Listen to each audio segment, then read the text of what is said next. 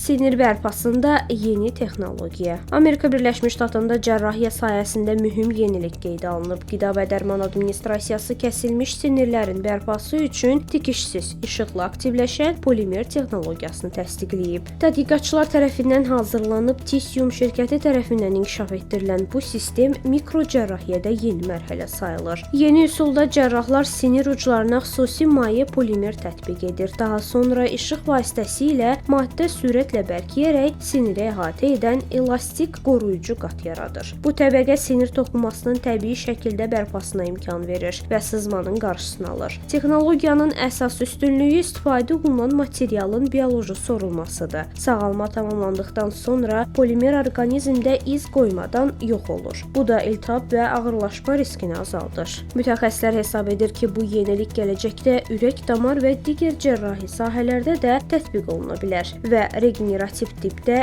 böyük irəliləyişə səbəb olacaq.